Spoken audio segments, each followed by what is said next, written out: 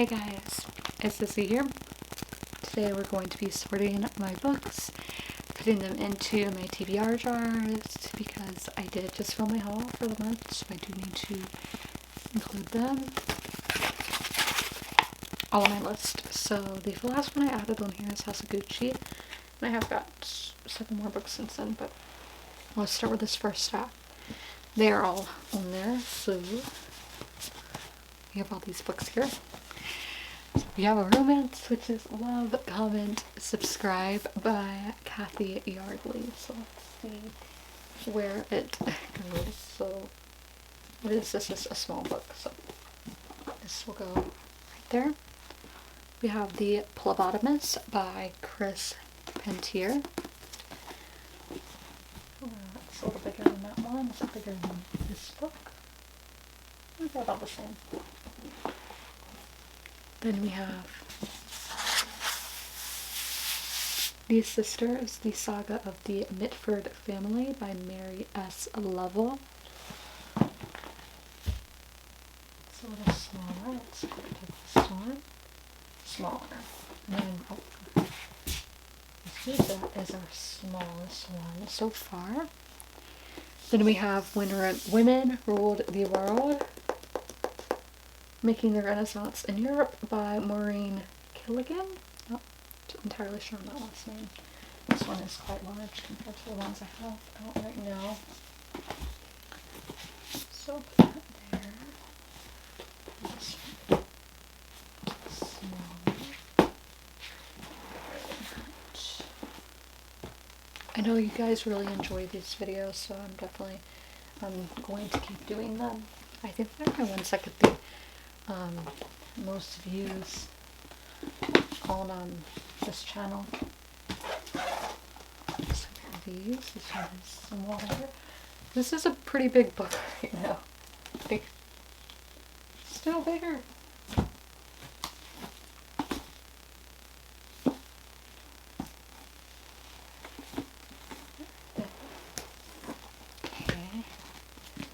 Okay, we're getting closer.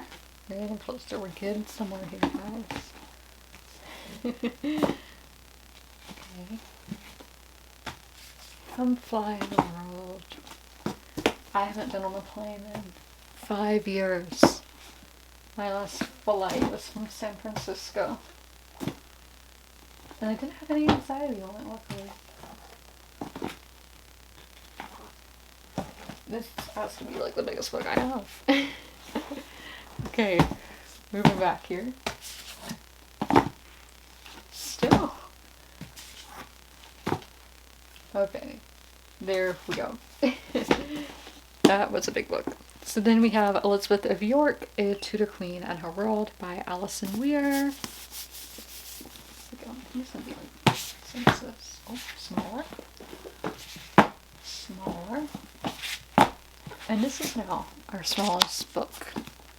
Let's go into other books over here that I have. But I do need to make sure these are on the list. So is Summer Sun's on our list? Yep, it is. And I will do page flipping later in the video, so stay tuned. I guess I need about this size. Ooh, perfect. Right there.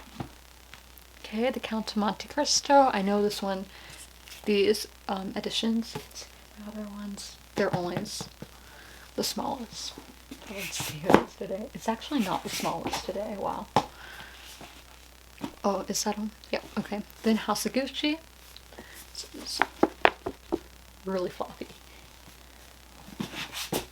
Yeah, it is quite the small. It's a little taller than Elizabeth of York. Let's see what the Count of Monte Cristo are about the same size. Then my Book of the Month books, they're all as big. So The Family and Velvet Was the Night. Do I have them on here? No, I don't. Oh, shoot. I was supposed to put these all on my phone. So y'all are gonna get a lot of that. The Family is historical fiction. And then Velvet Was the Night. I'm gonna say it's historical, but I'm not sure.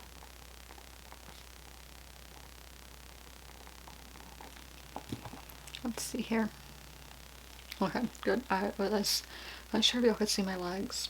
They're not in tip-top shape right now, so that's a good thing. So let's see, Velvet Was the Night. What genre is that? Yeah, it could be historical or it could be a mystery, I'm not sure.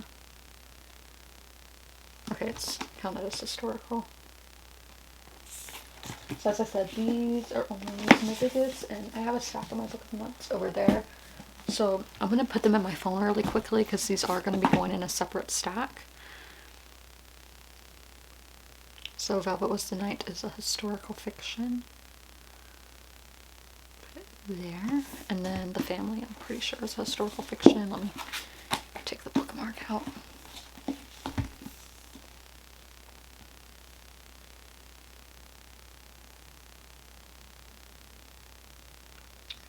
Oh, historical fiction.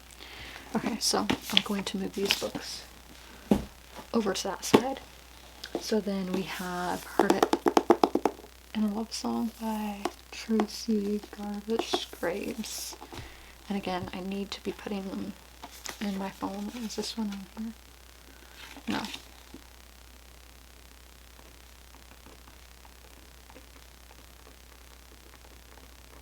And that is a romance. So let's scan it here.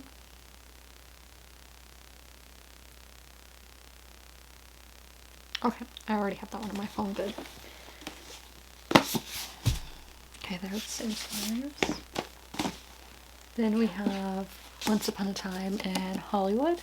So I'm assuming this is historical fiction, but I'm not positive. My outfit today is giving me major Margot Robbie, Sharon Tate vibes. My hair is like all crazy, but the outfit, the long sleeves with the white skirts, and I'm not wearing boots, I'm wearing knee-high socks, so I don't know what this is. Not listed as anything, so I'm gonna put it myself as historical fiction because that's what I think it would be. I didn't have any tags on there, which is strange. Okay. Cuckoo Land. Some crossroads. Yeah, those are about the same.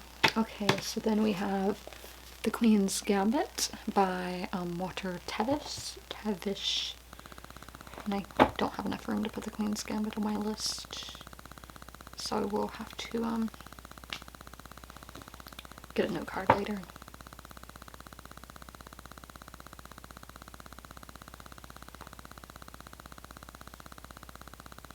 I'm thinking this will be historical fiction. Yep.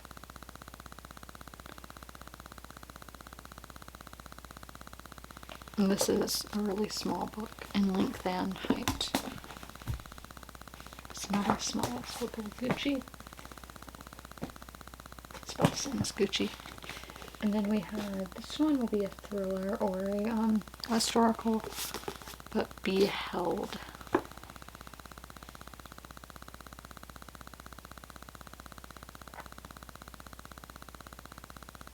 Trying to scan it.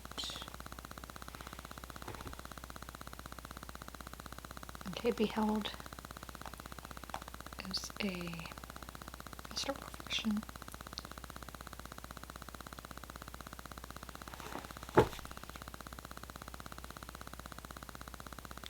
And again, this is kind of a small book as well.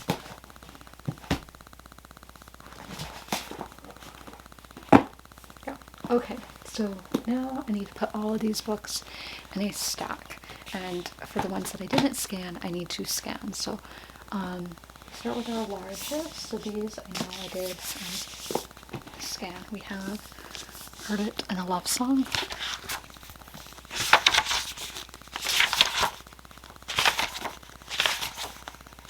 The first line is the prologue. Layla Hilding smiled at the man standing next to her. And the last line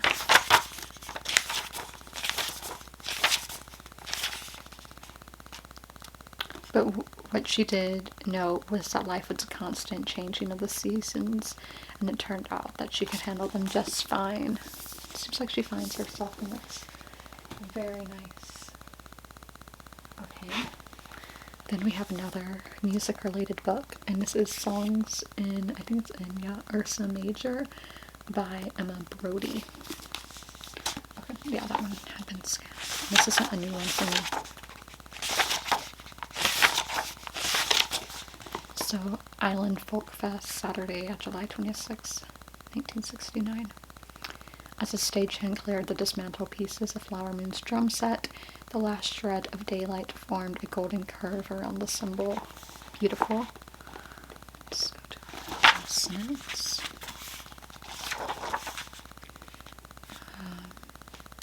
You wouldn't think to look at them now. She with her cane, he with his cap, that they once walked among us as gods. I really like both sentences. Okay, so we have When Women Ruled the World. I'm not sure if I have this scanned or not. I think I do, but not positive. I don't. So this is a nonfiction.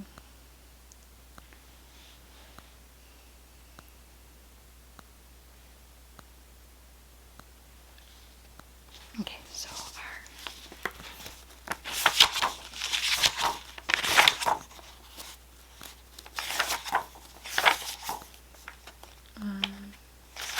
our introduction to Part 1, The Tudors. On March 17th, 1554, charged with treason and surrounded by armed guards in Whitehall Palace in the royal city of Westminster, the 21-year-old Princess Elizabeth Tudor penned a terrified letter to her older sister, Queen Mary Tudor. She was writing to the very first woman ever to rule England entirely in her own. So let's get to our last sentence.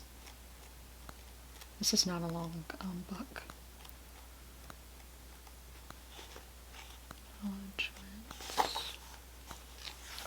This is an epilogue, but still, we'll count it. And perhaps, as he also claimed, so far as peace was concerned, these women ruled just a bit better. I don't think women are usually as bloodthirsty as men, personally. But that's just me generalizing, so don't take that to word or whatever. So now we have Cloud Cuckoo Land by Anthony Dower. This sounds like a really good book. So a 14-year-old girl sits cross-legged on the floor of a circular vault. Let's go to the last one now. Oh, this is a really big one. Okay. And the tale I have to tell, so ludicrous, so incredible, that you'll never believe a word of it. And yet, she taps the end of his nose, is true. Oh, that's intriguing. There, can y'all see that? I can tell. So then, Once Upon a Time in Hollywood, which I know I did put this one in there.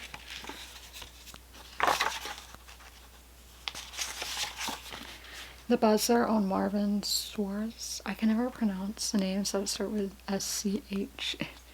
Desk dictaphone that makes a noise. So then let's go to our last line.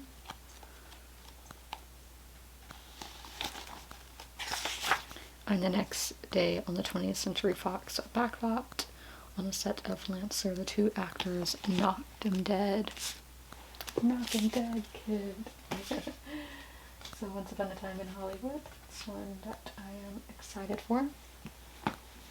Then we have Crossroads by Jonathan Franzen.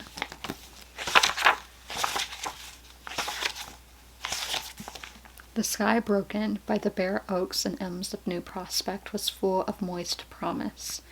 A pair of frontal systems grayly colluding to deliver a white Christmas. When Russ Hildebrandt made his morning rounds among the houses of bedridden and senile parishers in his Plymouth Fury wagon. That's good writing. So, let me think about it, he said, although he already knew what he would do. What will he do?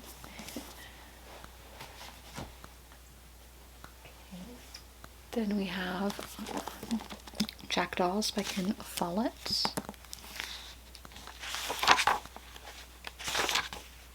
This is the large print version.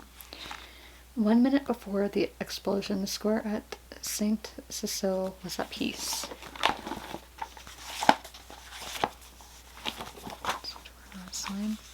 After that, they all walked out into the sunshine.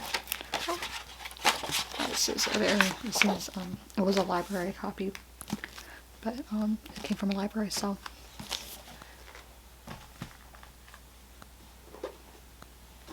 Then we have the first fossil hunters, dinosaurs, mammoths, and myth in Greek and Roman times by Adrian Mayer. So we have this introduction. I boarded the overnight ferry from Athens to Samos, a Greek island just off the coast of Turkey in the late summer. Nonfiction, the lines won't be as great, but you never know. Okay, it's the appendix. Okay. Where does it start? Just as historical narratives make the bare facts about the human past come alive, the union of mythic imagination and scientific reason gives meaning to the bare bones of prehistory. Okay. Now we have Surviving Savannah by Patty Callahan.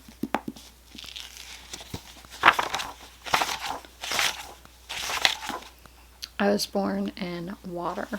So I didn't know this was a 2 timeline, so I'm really excited. I love 2 timeline books. And I think this writer, yeah, the writer lives in my state. Author's notes. Okay, the last word, or last sentence. He pulled me so close that with my lips next to his ear, I whispered. So this is what happens next. Historical fiction. Okay, we're gonna do one more book in that stack. And we have Come Fly the World, the Jet Age Story of the Women of Pan Am by Julia Cook.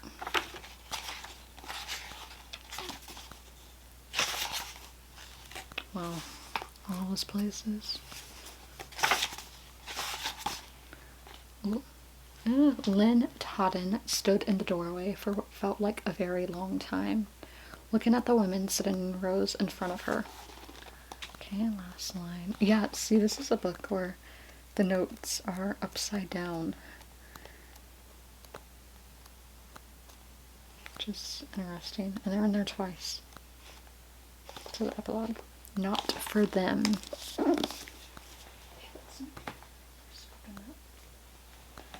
Then we have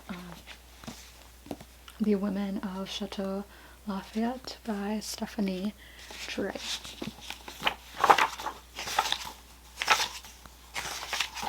Adonais comes back to the castle.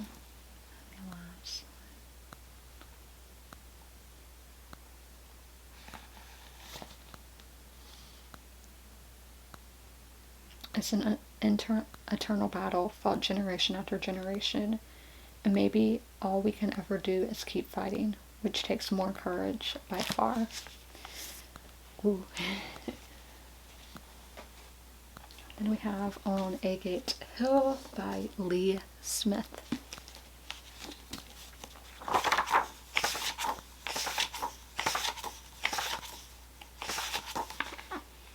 Okay, Remember Me, that's hers. So this is one that is used, so it does have some stains and whatnot.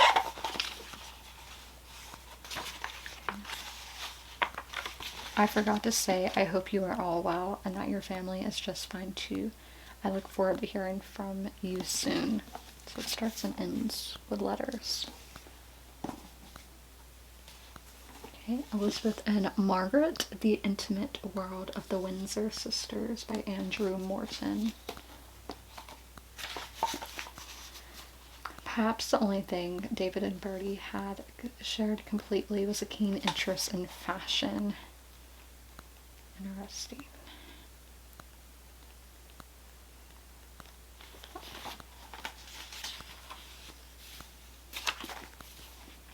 One was a bud, the other a rose, but both were grafted from the same branch. Like the comparison there. Like that. Okay. We have Her Heart for a Compass by Sarah Ferguson, who is the Duchess of York. I don't know. I guess she still goes by the title since it's on there. There You Are. And then the epilogue here. The next year, a little wine, you can help Papa and Mama make the first star of Minnie to hang in her own tree in Achnacarry. So, historical fiction from the Duchess of York there. So then we have The Hudson by Benson Lossing.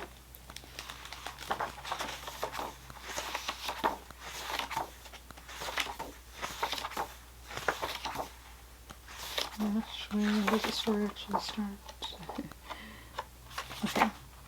It is proposed to present in a series of sketches with pen and pencil pictures of the Hudson River from its birth among the mountains to its marriage with the ocean. Good writing there. Oh, it's on our receipt on the day I got it. Yeah, I didn't realize it was in there. Just throw that back in there. In the end, we will say farewell. Has that acetate? That's very nice. So then we have the Southern Book Club's Guide to Slaying Vampires by Grady Hendrix. The story ends in blood. Last one. Oh. There's my receipt right there. She needed to get to her book club. I wish I was in a book club. So, okay, we have a diary from Dixie by Mary Chestnut.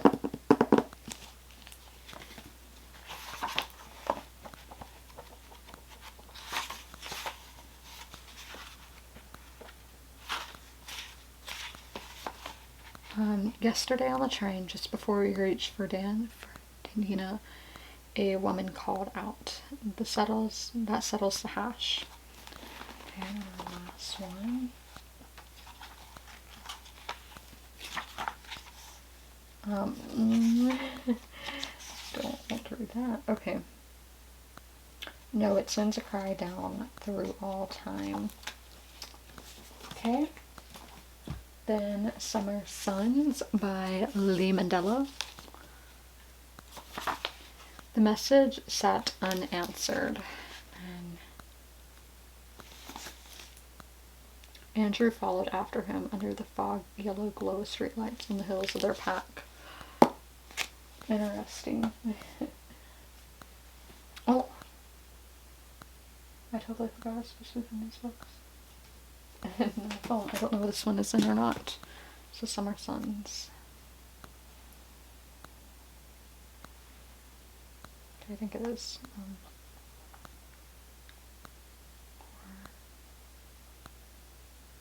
No, it's not. Okay. So then we have the Phlebotomist.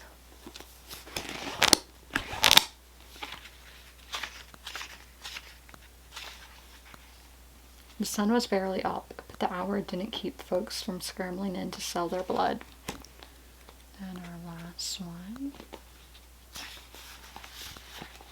Kathy stood, giving her blade a spin. It means they're hungry. Who's hungry? That is interesting. So there is a sticker over the barcode, so I have to type this one in. The Phlebotomist.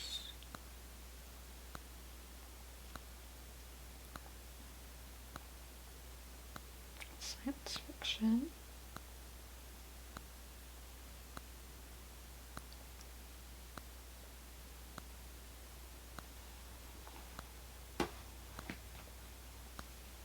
Okay.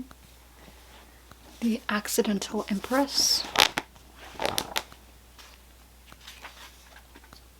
Sissy crouched low, peering over the wall of brush.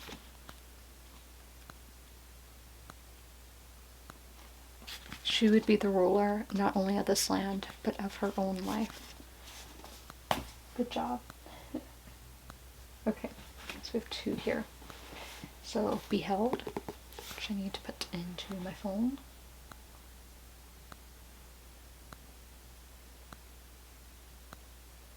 Okay. This was historical fiction. Okay, that's already in there. So, our first sentence. We thought ourselves a murderless colony.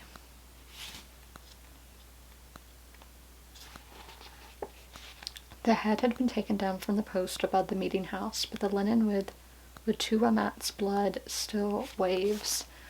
Ooh, murder. So, love, comment, subscribe. Starts with...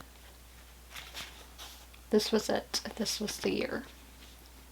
It ends with, Gracie, she said, as they grinned at each other as they both sprinted for the bed.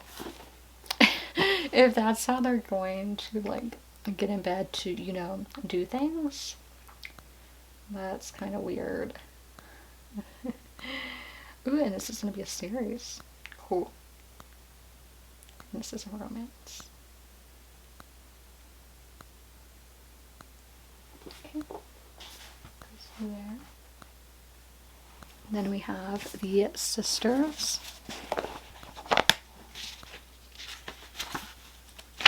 Introduction, we'll worry about that. So, Sydney Bowles was 14 years old when she first set eyes on David Freeman Mitford. And the last one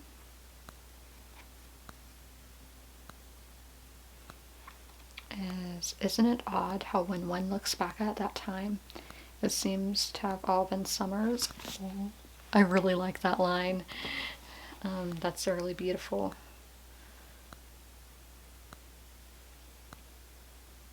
My phone will pick it up. Okay, this is a nonfiction.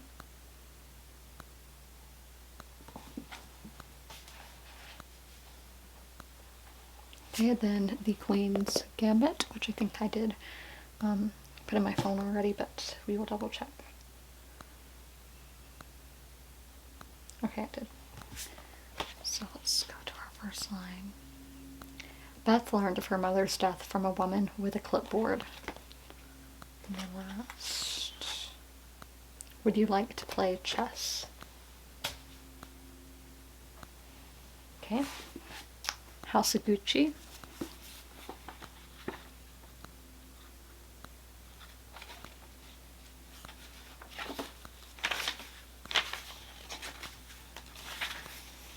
At 8:30 a.m. on Monday, March 27th, 1995, Giuseppe Onorato was sweeping up the leaves that had blown into the entryway of the building where he worked. And our last one. Afterward. Is the law equal for everybody or not? It's not, I'm afraid to say. This is a nonfiction. Real slow.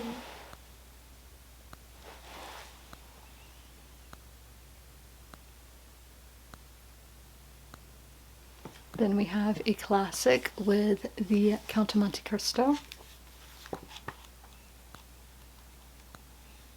On February 24th, 1815, the Locale Notre Dame de la Garde signaled the arrival of the 3 master Pharaon coming from Samara, Trieste, and Naples. And